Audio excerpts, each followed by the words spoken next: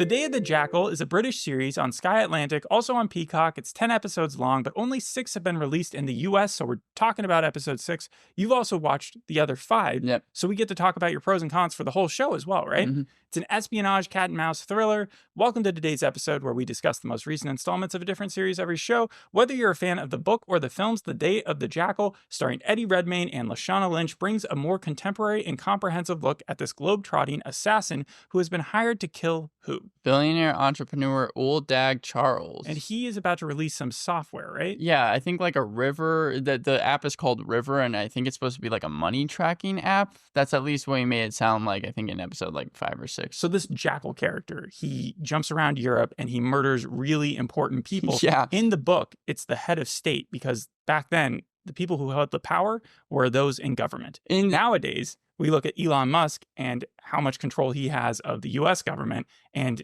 I guess the comparison there is that's why they chose a tech billionaire. It's weirdly timed because, especially with the election and everything, because you're right. He's a master assassin, the Jackal, who was hired for high stakes political killings. And within the first 15 minutes, he even kills the German chancellor candidate. And like that, yeah, that just happens. And they're just paying him online. Like random outfits hire him via the darknet or whatever you want to call it. And then he is able to argue a price tag and then he does the murder. Well, actually, for Manfred Fest, and that was the German chancellor candidate, he doesn't get paid. And so the first 3 episodes, while he also is having to figure out how to kill this billionaire entrepreneur, he's also trying to figure out who ripped him off. Because at the very end of the first episode, he is asking for more payment because he always does it 50% before the job and 50% afterwards. And then the people say, fuck you. So it's kind of like a mystery. So he has like 2 different things that he's working towards. And he goes by another alias other than the Jackal because he has a family, right? Yeah, he goes by Charles, I think. Charles. He uses a couple different names, and the family is the one thing. We don't know much about the Jackal character. I mean, he can turn around and like kill you within an instant. He has basically no morals, but the one thing He's a sociopath. Yes. Or is he a psychopath? Does he seem to have any feeling like if he had to kill his wife, would he kill her? No, and that's the thing. So Nuria and also his son Carlito, the one thing we know about him for sure is that he loves his family. Nuria, I believe, is Tokyo from Money Heist, which was very strange to see her play this type of role where she's just kind of a housewife figuring out that her husband isn't who he says he is. She is suspicious. She becomes very suspicious, yeah. It starts with him in the first episode or second episode driving him to the airport. It was the second episode, yeah. She drives him to the airport because he just talks about how he's this kind of like entrepreneur, architectural engineer. Reminds me of Dr. Death, where the guy had multiple families in different locations, and because he was so renowned as a doctor, they kind of let him live his life, and his girlfriends only got suspicious after a very long time when his surgery started getting botched. Yeah, because what happens is he's in a taxi because he's not actually going to be going to the airport. He gets dropped off at the airport. Yes. And then he immediately flies down a taxi before his wife is like too far away. And Nuria sees him. She spots him. Yeah. And so that's our first instance of like, okay, Nuria becomes suspicious. Also, we learned that Nuria has a brother who is a big fan of the Jackal. No one knows what he does. He's the only one that like actually kills people. He's like Barney from How I Met Your Mother, you know? Yes. And also what I like about the Jackal character so much is he has his own Melvin Potter from Daredevil. His name is Norman Stokes in this. But the way that he kills the Chancellor is he uses a suitcase. So he was able to construct a suitcase that had a gun in it. That sounds like Get Smart. And it gets kind of crazy. Like, you even see a cast that Norman Stokes makes for him that can turn into a gun later on in the series He's as been well. called Evil Bond. I would compare him maybe to John Wick as well. I had a couple comparisons. So the Americans, because the Jackal lives a separate life in Spain, married to Nuria and Carlito. I think the Americans, specifically for the disguises, because it was back in the 80s, it would show them trying on wigs and like going all out to make themselves look different, versus Tom Cruise in one of his movies where he puts on a mask and suddenly it just forms to his face. Actually, Mission Impossible is what I had for the mask. But it's like he makes them here. This is less computer generated, like things happening, less technology involved, less Citadel, where the guns create themselves too. This is like old-fashioned spy espionage construction of different objects to make them look different. In fact, the first scene that we see is it's actually him, but we don't know that because he's wearing a disguise. He's speaking to himself in a mirror, and as he's walking out the hotel room, we see the person that he killed, that he looks exactly like with his mask. It was kind of cool in the trippy scene. I can see your Mission Impossible reference right there. Yeah. So let's break down what happened in episode 1, 2, 3, 4, 5. The Jackal is approached to take out this tech mogul guy, I assume with a huge paycheck. Yes. So how many millions are we talking? I think it was like over 100 million. Over 100 million. And so this guy's name is Ule Dag Charles, which some people have pointed out is kind of similar to Charles de Gaulle, which, if not featured in the original Forsyth novel, was kind of talked about because he was a big deal in France at the time. They named an airport after him, and they refer to Ule Dag Charles, the tech billionaire, as UDC, and Yes. Charles de Gaulle, the airport, is CDG. Which is how I'm going to refer to him as UDC because I don't want to butcher his name too much. But yes, he's approached by Xena, who hires Jackal to take out UDC, but really How is he approached? At first, I think it was just he uses like a computer cafe, and it was by internet. And then she tells him to go to a remote location. She's not even allowed to look at him. This is also very Americans in that they spend a lot of time showing the background to how someone got the hit on them, right, rather than in Mission Possible where he gets one voice recording and then that's it. Well, and we learned that the main person who wants to take him out, who Xena works for, is Timothy, played by Charles Dance. Charles Dance, I saw his name in the credits. He's not in the show a lot. He's only in it for a few scenes, but I like seeing him there. He's a big financier, and basically a lot of the first 5 episodes is them telling him, hey, you're going to have to take him out because the Jackal, he's starting to get a little bit sloppy. There was an awesome car scene like at the end of the 3rd episode where he finally figures out who fucked him over in terms of the money. It was Elias, who was Manfred's son, the person that he ended up taking out. So Elias actually hired him to take out his dad, which is weird because in the first, like, I think 2nd scene of the whole show, the Jackal actually spares Elias as the Jackal is taking out this full-on office. So when he spares people, is it like Barry in that series where he would feel bad for someone and he would just gauge whether or not he actually had to kill them and then he would let them go? Yeah, that actually happens in the 6th episode here. Yes, so we'll talk about that pretty soon. Right. Yeah. So you want to say anything else about his past contracts? In the 3rd episode, he ends up killing Elias because Elias was not going to pay him any of the money, but he did admit to being the one who hired him. Sure. And the one thing we know about the Jackal, even from the first 20 minutes, is that he never leaves any clues to be discovered. He blows up his hotel room that he shot the Chancellor from. He blows up the car that Elias is in. By the 4th episode, we start to see his plans unravel because he just starts killing people from mistakes that he makes. Like at the beginning of the 4th episode, he runs into a car, and he's starting to realize that people are going to be able to identify him, so he's having to kill them as well. I feel like you're leaving out the bigger part, which is the reason he's getting sloppy is because of this MI6 agent, yes. Bianca, right? Before this all happened, he could go about killing people and no one was on his tail. Now Bianca who's supposed to be the cat to his mouse, is right after him, and she's people have called her an unsympathetic figure. Why would you say that? That's unsympathetic? Unsympathetic. Like they find it hard to root for her over the Jackal. Well, actually, that went into one of my cons, and I feel like it's because she's not a bad character. I think that the actress does a fine job, but she's actually from one of the Bond films, Time to Die or whatever that. Oh, okay, so she was the new 007. Okay, yeah, but she, her character's backstory is way too cliche. Her husband doesn't like who she's becoming. She misses her daughter's parents' night because of her job, and she's not there as much for her family as she wants to be. That is a very cliche. It's a storyline that's been done a million times before. I have a question because we did the Sweet Pea podcast where I pointed out that the detective in that series was also very hard to put yourself in their shoes because they were constantly playing the victim when they were leading the investigation against Sweet Pea, who was also a victim. And so does anybody dismiss her at work? Is she looked at, or is she really like one of the highlight figures? When she first comes to them, because she's really into this killing that happened with Manfred Fest, it seems like, people weren't as much on, really for the case that she was pitching, even though she was put onto the case. But by episode 5, the Jackal has become such a big story, and it's turned into a global spanning cat and mouse game, as you refer to it as, that I think that she starts to get a little more validation. but like from her coworkers. From her it coworkers. Seems like she's not afraid to be manipulative either, or it goes through I would say the extra mile that some agents wouldn't necessarily, a line that they wouldn't be willing to cross. What do I mean by that? Well, I mean, in episode 5, she ends up finding Norman Stoke, again, the Melvin Potter to whoever the Jackal is. So in the armorer, the guy who's like supplying him all the goods. In John Wick, it's that one guy who makes him the suit, right? Yeah. Doesn't he make him the bulletproof suit? And he also shows him a bunch of guns. And so Norman...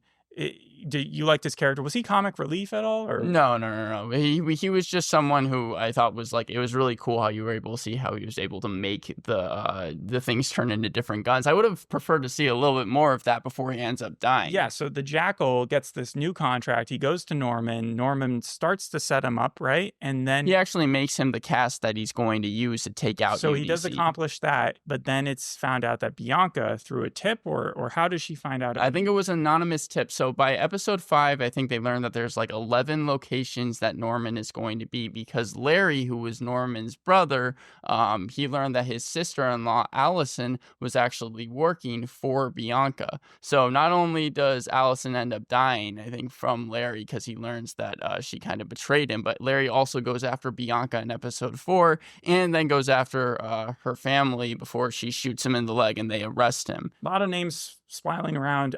People pointed out that when Norman was arrested, they only sent 3 agents after him, and that was kind of a mistake. Yeah, because, I mean, Norman has this huge artillery, like this huge warehouse full of guns. It was kind of weird to just see him, like, pick up one. I thought we were going to get a full-on, like, well, it just shootout. Seems like they should have sent more people. Like, they know that this guy's a bigger deal. They also people were upset by that. They also said that they should keep him alive as well. But that was the thing that was cool about the Jackal, is that his death scene just happened very, very fast, because they pick him up and they're like, you're going to spend the rest of your life in jail, and then he gets shot through the head because the Jackal was the one who warned him, like, hey, they're coming in to get you. Well, the Jackal killed him. Yeah. Yes. Well, the Jackal killed him after he realized that MI6 had kind of got him already. Yeah, he knew his identity. He knew too much about everything. So right now you have Bianca hot on his tail. You have the wife, who's very suspicious as well.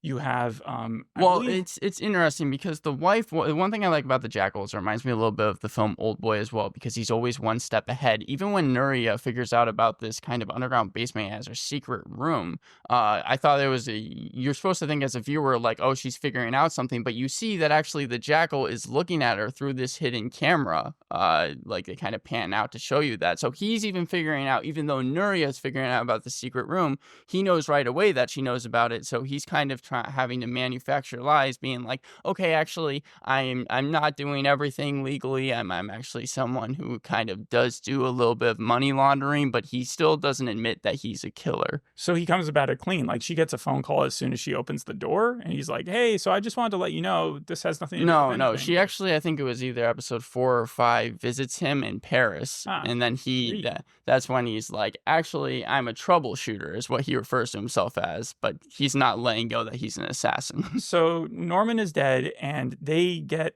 onto the Jackal's like radar, as far as they're right behind him. This was the craziest scene. So it came across a little silly, but the thing I like about the silly scenes is that they were really awesome. So the Jackal at the end of the 5th episode jumps on a white horse, right, and with a gun, and starts galloping into the forest. So Redmayne talked about how he trained on a horse for several weeks, and then he got to the day of shooting and they brought out a fake. That was a fake horse? So it was CGI. But like, yeah, he's learned to ride a horse for nothing. Well, it was a really cool scene because he gallops into the forest, and then MI6, this is the first time that Bianca Pullman and the other person that she's working with are on his tail right behind him with a car. And then he has to like jump into a river, and Bianca starts shooting into the river, but he's able to make it out. Well, one of the things about jumping into the river and then having bullets come after you, I think they had a Seth Meyers where they talked about how like bullets would die pretty quickly into the water. And so the fact that they were showing like going past him just wouldn't happen in real life. I mean, that was just done for visual effects. Yeah, I thought that looked cool. He ends up at a barn, right? Right. So this is how the 5th episode ends. He ends up at a barn, and then someone holds him at gunpoint. Right. And he's still on his mission is still to kill this guy. So even though he's being chased, he's still like, I got to complete this, right? Yes. So he has to get that from that barn to wherever the tech billionaire is going to be and kill him. Yes, and it's been, and again, one of the things also that I found to be a con of the series is Xena's threat, because she tells him so many times throughout the 5th episode, she's like, you have to do this way, you have to do it by this date. If you don't do this, I'm friends with like very powerful people. I understood the threat. I didn't feel like they had to reiterate it as much as they did. Right, so like if Xena is not even important as a character, why are we talking about her? Really, it's just Charles Dance who's hired him, right? Yes. So Charles Dance hired him to kill a tech billionaire. Xena's the messenger. I don't think Timothy and him and the Jackal ever have a scene together. At least, but even after episode 6, do you even see Xena as that important of a character? Well, again, she's the messenger of the whole thing. Yes, but if she died in the next episode, would it matter? My thing is, like, main villain Charles Dance, he's hired Eddie Redmayne's character, the Jackal, to kill the tech billionaire. You have the wife on the side who's figuring stuff out. He's stuck in a barn somewhere, and Bianca is obviously trying to catch him. That's it. So we're here as episode 6. He's in the barn. The guy's name is Attila. Some people were wondering whether or not he worked for Bianca, whether he was evil himself, like what the deal was with this farmer. But it turns out he's just a dude who's living on a farm, right? Well, Attila does have like an evil side to him. So the Jackal, so do most farmers. He's at captivity of a Hungarian farm. And then for some reason, Attila starts to try and feed him bread, even though the Jackal is not wanting to eat at all. Yeah, so explain that scene to me. How does someone force someone to eat bread? What they're doing is they're waiting for 2 people to show up, because the Hungarian farmer realizes that the Jackal can only speak English. But he starts, I guess, gloating because, again, he has the Jackal. He's been waiting for this day, waiting for an Englishman to just pop into his farm so that he can hold him hostage. And so he literally crawls on like all 4s up to the Jackal and just starts smushing it into his face. Wow. But this gives, of course, the Jackal the way to escape, because he ends up headbutting him, knocking him out. It's very convenient. Yeah, I mean, it could have been just written as like the farmer helped him out, right? Like, oh, you're in It would have saved his life, because in the end, the Jackal ends up stabbing him. We don't see it. We just see the after effect of his body. It's his brother, right? Yeah, so his brother shows up with this other person who's kind of a translator who can speak English. Laszlo? By this point, the Jackal is still at the farm, but he's hiding underneath a car because the car won't start. And then they walk in. The brother screams because his other brother is dead, and then that's when the Jackal comes out and kills his brother, but keeps the English translator and basically becomes his driver, his chauffeur. He teams up with Laszlo. They head off, and then Bianca, I would assume, lost the Jackal in the river. Yes, that's exactly, yeah. And so is she just like setting up quarantine area around that farm? Around where is she? Well, right now they're trying to figure out where the Jackal is. So But did they just park along the side of the highway and they're just like, where did he go? Yeah, I mean, like once Okay. once he got through the river, he had already kind of evaded MI6. I know, but it's weird that they just give up. They're not like, this is the amount of distance he could have covered within the next 20 minutes. Like, they didn't try to grit it out or anything. Well, by the end of the 6th episode, they end up being like right in front of him on an airplane. But they don't know. Yeah, they don't know. They have never met face to face. Right. I don't think they know what the Jackal looks like. Does he know what Bianca looks like?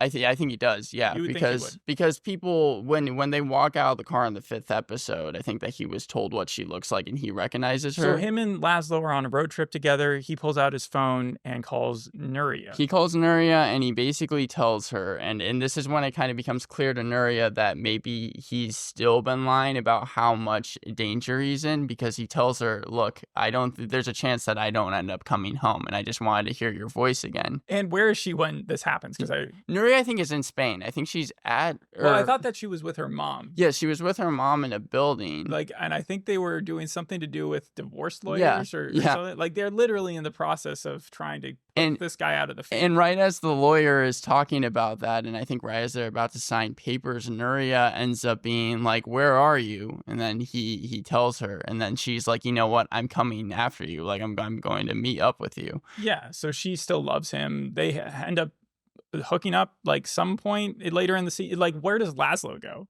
So he ends up, the Jackal goes to the airport and Laszlo is in the front seat, and you're not sure if the Jackal is going to kill him or not, because, I mean, Laszlo thinks that he is. They're underneath a bridge, and... Do you think as the viewer that they were? I'm not caring what the characters say. I'm talking about you as the viewer. It was a 50-50 split. I wasn't sure what was going to happen, but in the end, the Jackal, he has enough morals not to kill the person, and basically leaves a Walter White message and by being like, if anything ever happens to me, I'm going to come after your family because he has a wife and kid, and I'm going to come after you and kill you. Would you, if you were Laszlo, would you tell anybody? No, absolutely not. I mean, we see Laszlo has already seen him kill 2 people. So that was the thing that made me think, well, that Jackal doesn't leave any clues to be found, as I said earlier, but he ends up letting Laszlo live. Yeah.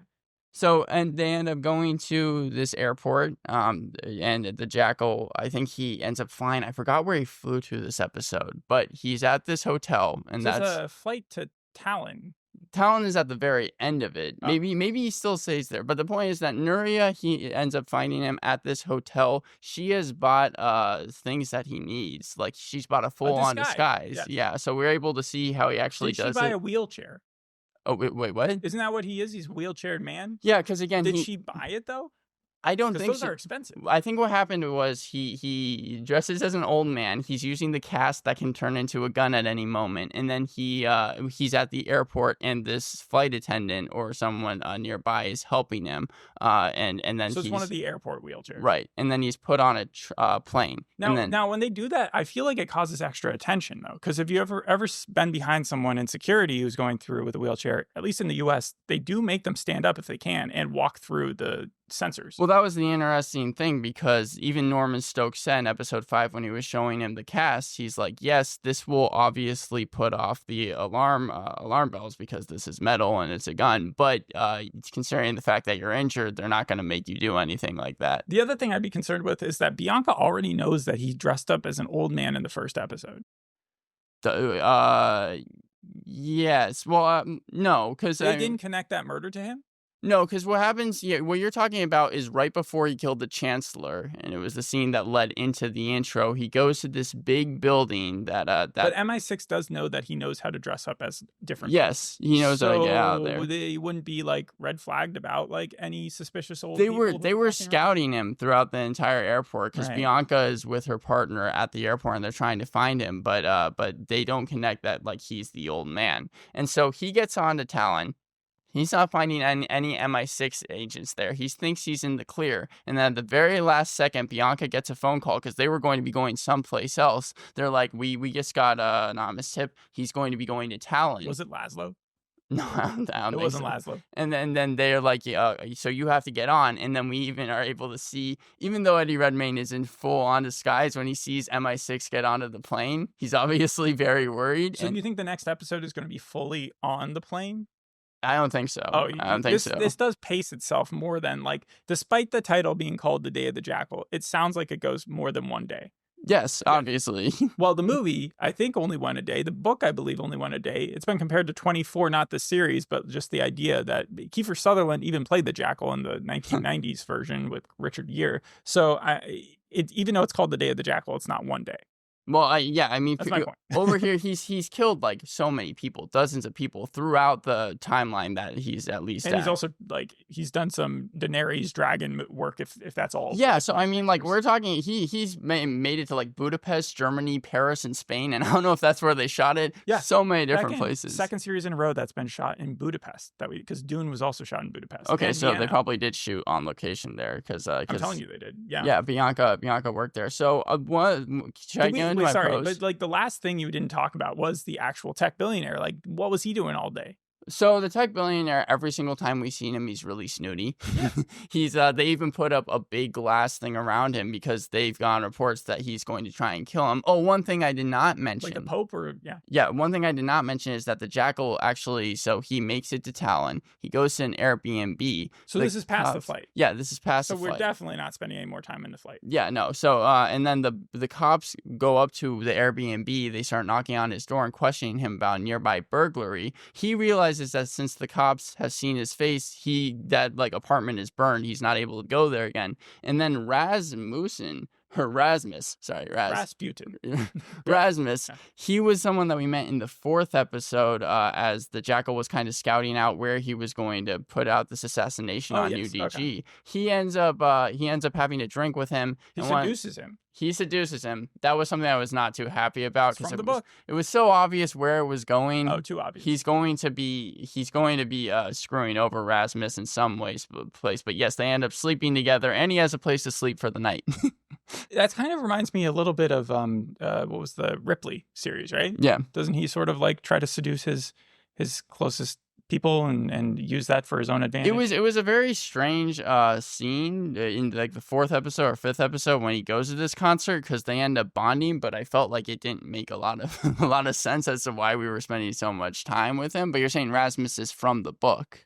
A type of character where the Jackal would seduce a lot of people. It didn't matter what sex. It didn't matter. Like he just needed to do what he wanted. You know, Right. In the Jackal, he's more enigmatic. He doesn't have as much a backstory. It's not long form storytelling.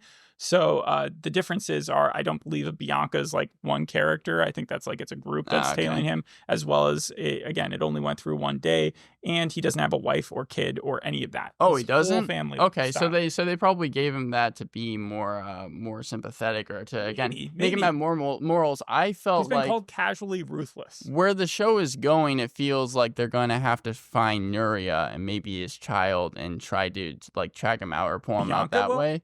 Yeah, Bianca. Do you think Bianca has a lead on them? I mean, not yet, but that's why I'm thinking it's touch Tokyo. Because again, the Jackal, he cares so much for his wife and his kid. That's the one thing that's been made clear that I feel like that's the only way that they're going to be able to catch him throughout this whole time. Has Nuria done anything besides just be? I mean, she has plenty of reasons to want to divorce her husband, but then there's also the money that she has like a ton of it. I mean, the place that they live at is expensive. The cinematography and the set design for this thing was great. And honestly, I think that it just doesn't seem like if with a little bit of marriage therapy, this could be resolved. Yeah. Well, yeah, because even Eddie Redmayne says that he, after this next job, which he doesn't tell her what it is, but he's basically out. That reminded me a lot of Sons of Anarchy because they had a lot of seasons like that where it's like they have to do one final job and then Jax is going to leave. It was kind of the same thing with this, but this is a miniseries. What is the fascination in our culture with like assassins though? Because like killing Eve and John Wick and all. Oh, I mean, in the first 20 minutes of this series, after he takes out this huge building that was funded by Manfred Fest and finally takes out Manfred Fest, there's a ton of agents that are trying to find him that go into a hotel and go into the parking garage, even though the Jackal by this time has left, and it explodes. So his body count within the first 20 minutes of even the first episode is over like a dozen, maybe two dozen people. Yeah. But the way he does it, again, from how he does it in the 5th and 6th episode, is a lot more calculated in the first few. That's kind of why I like to see the Jackal unraveling. But the Jackal also reminds me a little bit of the Dark Knight, because I don't know if you felt this way. He's an anti-hero. But he's very much an anti-hero, but you almost don't want the Joker to be caught in the Dark Knight, if you understand what I mean, because like he's such so you're saying he's the Joker character. Yeah, a little bit, because I think Eddie Redmayne. Does he smile a lot? It's no. But Eddie Redmayne, his performance, I think, in this is so good. He deserves an Emmy nomination. I was thinking about it. I haven't seen Eddie Redmayne in a lot. Maybe. Let's lead that to a game. So what didn't Redmayne audition for? Because he's been in a lot of stuff, Theory of Everything and stuff. Yeah. But all of these, at least one of them is false. So you can pick it. Voldemort, Harry Potter, Kylo Ren, Star Wars, Charles Xavier, X-Men First Class, Peter Quill, Guardians of the Galaxy. Peter Quill, Guardians of the Galaxy. He didn't audition. He was one of the finals for it. Wait, he was gonna be Chris Pratt ended up beating him out for Guardians of the Galaxy? Dun, dun, dun, dun, dun. That's the song, right? What are your other two guesses? Okay. My first one, again, Fantastic Beasts is one of the few things I've seen him in, so I'll say, well, Harry Potter would have been like the 90s, so I'll go with that. It wasn't the 90s, it was the 2000s, very early, but I'm saying Tom Riddle. Oh, so Tom Riddle. Tom Riddle's Voldemort from the second movie, he did audition.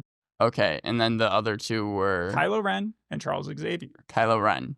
He auditioned for Kylo Ren. It was Charles Xavier. Okay, so I got everyone else. Yeah, he tries for all these different types of roles, and that's part of the reason why they thought they wouldn't get him is because of like how big his career is. Well, yeah, because the last thing I saw him in was Les Mis on an airplane a couple of months ago. But this has to be. He grew up with the film, so he really liked it. Yeah, this has to be the best performance I've seen him in, and he's like riveting in this, especially for the first few episodes. Later on, you get more of him, so the mystery kind of goes away as to who the Jackal is. I didn't feel that much by the end, but by the first few episodes, every single scene he was in, it was like I wanted to see what was happening. In fact, that was what made Bianca's storyline so disappointing to me because, again, Bianca Pullman, fine character, but whenever we were focusing on her story, I wanted to see what the Jackal was doing. And I do think it deserves credit because a lot of streaming services have tried to do this and have done this, but this isn't from one of those. This is Sky Atlantic. It's a British thing. I think it's their most expensive series ever made, 100 million pounds, translated over to like $125 million. And so for Peacock, I think it's a pretty big win. If you didn't tell someone that this was a TV show and you just start playing it, you would think it's a movie. The cinematography, the way it's shot, it's great. The places that they go.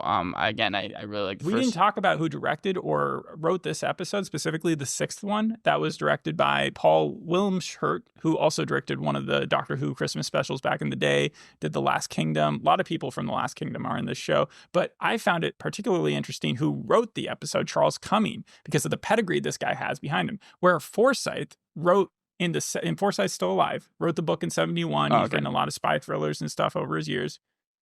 This guy has also written a bunch of spy novels, over a dozen at this point, and he was approached by MI6 in 95 when he graduated from literacy school to be in MI6, and he turned him down. So he that's turned what him down to and become then he an wrote author. a book about it. And then that's how it kicked off his career. And that's who they got to write the episode. And he also writes, I think, another episode later on. But I was wondering why they didn't get him to write the entire series. Because you got the spy, Forsyth, who wrote the book. And then you got this guy who was actually almost in MI6. That would have been a perfect team up. But overall, the series, and then tell me what you thought specifically for this episode, what you're going to give it. What are the overall series? What are you giving it? It keeps the audience guessing. I have no idea where the story is going. The action is shot well. I love Eddie Redmayne. I think that his character being one step ahead really works for the series. There's only a couple storylines and characters here and there that I have a problem with. But I'm going high with this one because I was going to give the series an 8.5 out of 10, but I'm just going to round it up to a 9. And I'm going to give this episode, basically because of the Rasmus storyline and me not really being a huge fan of that, an 8 out of 10. Okay. It has an 8.1 on IMDb, 84% on Rotten Tomatoes, 72 on Metacritic. Most places really like it.